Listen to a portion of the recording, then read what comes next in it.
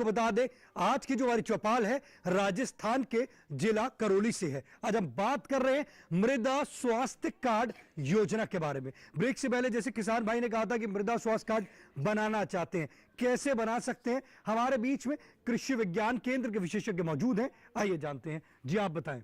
जी, मिट्टी का नमूना लेने के लिए सबसे पहले जिस खेत से अपन नमूना लेते हैं उसके लिए जो जगह चयन करते हैं वहाँ पे सबसे पहले तो अपन जो खेत के अंदर छाया होती है, जैसे पेड़ के नीचे से कभी नमूना नहीं लेना चाहिए। और जहाँ से नमूना लेते हैं वहाँ पे जो कंकर पत्थर होते हैं उसको हटा के फिर बाद में नमूना लेते हैं। और नमूना लेने के लिए सबसे पहले वी शेप आकार का खुरपी से गड्ढा खोद देते हैं 15 से 20 सेंटीमीटर, जिस मिट्टी को इकट्ठा करके मिला के 4 भाग बना लेते हैं। 4 भाग बनाने के बाद जो 2 भाग हटा देते हैं और 2 भाग रख लेते हैं। जब तक उस मिट्टी का वजन जो वेट होता है वो 250 ग्राम तक नहीं होता है तब तक वो नमूना लेते रहें। और 250 ग्राम होने के बाद उस नमूना को अपन एक पॉलीथीन बैग में पैक कर लेते हैं। और पैक करने के बाद उस नमूने पर जो जमीन का खसरा नंबर, किसान का नाम, जिस डेट को अपन ने जो नमूना लिया उसका नाम, और उसको पॉलीथीन में पैक करके फिर मृदा परीक्षण प्रयोगशाला होती है सॉइल लैब, उसके अंदर अपन भेज देते हैं।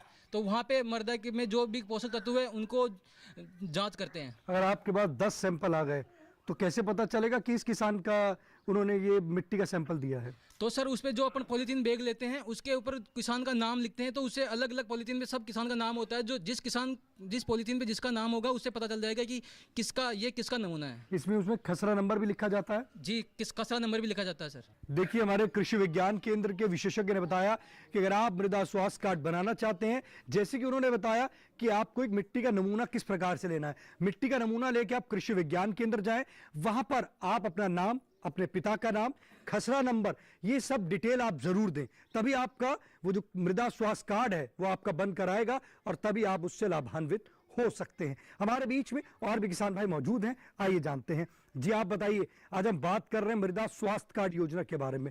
मिट्टी की जांच कराई आपने?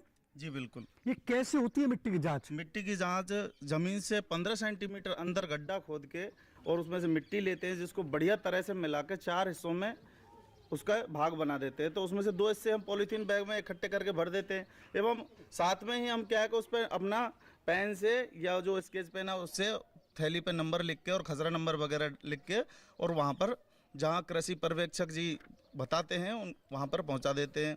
दूसरी चीज़ यह हमारे लिए बहुत उपयोगी है, क्योंकि हमने जैसे कि ये खेत की जो हमने मृदा जांच कराई है, इससे पता चलता है कि हमारे जो खेत में है कितनी ताकत है, हमें कौन से पोषक तत्व ऐसे हैं जिनकी हमारे खेत में कमी है। अभी हम कभी कभी क्या करते हैं कि हमारे खेत में यूरिया डालने की ज़रूरत नहीं है, फिर भी हम उसमें यूरिया डालते हैं, क्योंकि हमें इस चीज़ का ज्ञान नहीं है।